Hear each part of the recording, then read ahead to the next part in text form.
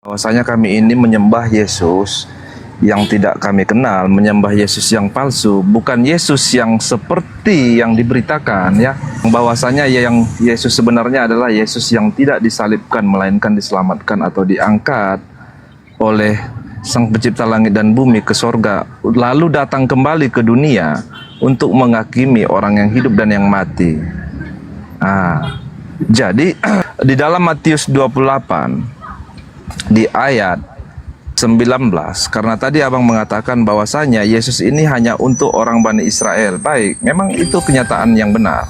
Tetapi karena bangsa Israel menolak mentah-mentah, karena mereka tidak mengharapkan kedatangan Yesus. Mereka harapkan adalah seorang raja yang bisa membebaskan mereka dari penjajahan Romawi atau Yunani kuno pada zaman itu. Makanya mereka menolak mentah-mentah kedatangan Yesus ini, sehingga Yesus menyatakan di Matius 28 ayat 19 kepada murid-muridnya, "Karena itu pergilah, jadikanlah semua bangsa muridku dan baptislah mereka di dalam nama Bapa, Anak dan Roh Kudus." Jadi kalau ini disandingkan ya dengan kepercayaan abang, karena ini mengenai kebangkitan setelah dia berbicara setelah dia bangkit dari kematian.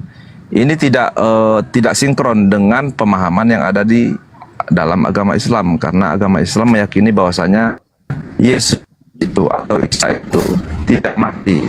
Kan begitu.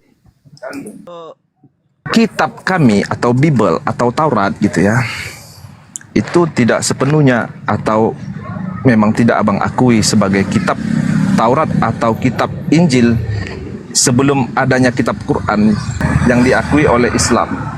Benar kan bang? Gimana? Ini kitab kami ya, kitab yang kami gunakan sekarang. Iya. Apakah ini benar? Isinya ini tidak ada kebenaran.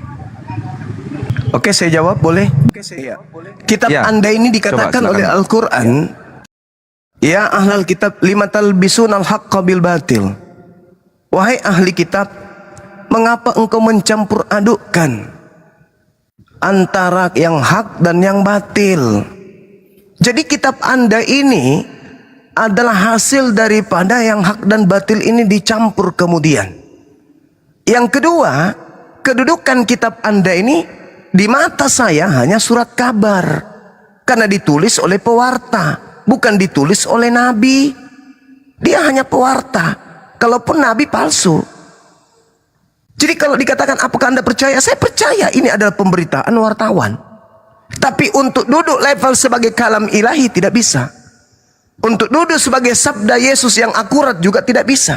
Karena tidak ada data berantai yang kemudian membuktikan kalau ini adalah ucapan Yesus. Tak ada.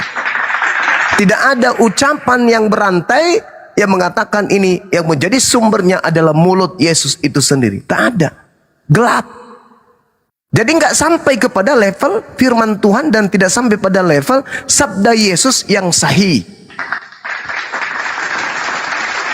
Itu saudara.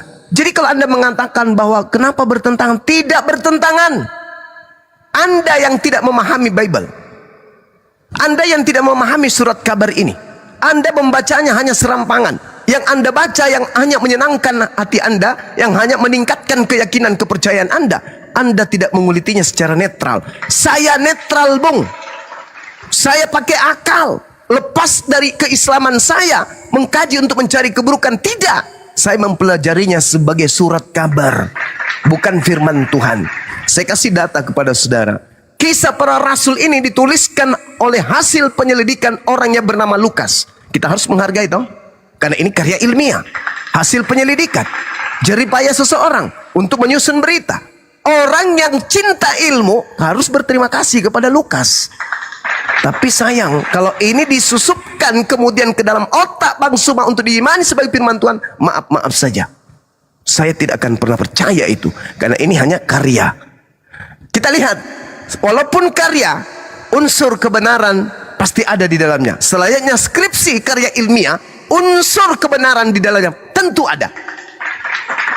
Tapi sebenar-benarnya skripsi, sesahih-sahihnya, sepalit-palitnya skripsi atau tesis tidak akan sampai kepada level firman Tuhan. Yakin dan percaya itu. Mari saya buktikan kepada saudara. Di dalam Kisah Para Rasul, data nomor 31 jelas dikatakan, karena itu ia telah melihat ke depan dan telah berbicara dengan tentang kenaikan Mesias, bukan kebangkitan, ya. Itu hanya dipelintir oleh terjemah. Kenaikan Mesias. Ketika ia mengatakan bahwa dia tidak ditinggalkan di dunia orang mati dan bahwa dagingnya tidak akan mengalami kebinasaan. Dagingnya tidak akan mengalami kematian. Ini karya ilmiah, harus dihargai.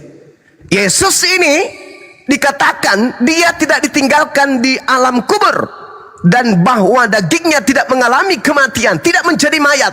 Yesus inilah yang dibangkitkan Allah, dan tentang hal itu kami semua adalah saksi. Ini dibangkitkan di sini, dinaikkan. Bukan bangkit dalam bahasa Yunani zau. Zau itu bangkit. Kalau dia ini bukan zau. Sehingga ketika dikatakan bahwasanya dan sesudah dia ditinggikan oleh tangan kanan Allah, sekarang pertanyaan saya, yang meninggikan Yesus Kristus yang Anda percayai menjadi tumbal dosa kalian itu, tangan kanan Allah atau tentara Romawi? Itu kuncinya. Apakah tentara Romawi ini adalah tangan kanan Allah? Apakah iblis yang merasuki Yudas ini adalah tangan kanan Allah? Apakah imam kepala mahkamah agama, orang-orang Farisi yang menghakimi Yesus, yang menginginkan kecelakaan terhadap Yesus, yang melakukan kesaksian palsu dan tipu muslihat ini adalah tangan kanan Allah? Atau jangan-jangan sesudah dia ditinggikan oleh tangan Allah dan menerima Roh Kudus yang dijanjikan itu, maka dicurahkannya apa yang kamu lihat dan kamu dengar di sini. Artinya antara yang dinaikkan, ditinggikan oleh anak manusia, oleh tangan manusia, dan oleh tangan Allah itu berbeda. Yesus tidak ditinggalkan di kubur. Yesus tubuhnya tidak menjadi mayat, tapi seketika dia ditinggikan oleh tangan kanan Allah, yaitu malaikat. Berarti yang membusuk di kubur 3 hari 3 malam, yang masuk di alam kubur, dan yang kemudian tubuhnya menjadi mayat, itu siapa? Apakah dia yang ditorehkan dalam Kisah Para Rasul 2 ini? Tentu oknum yang berbeda.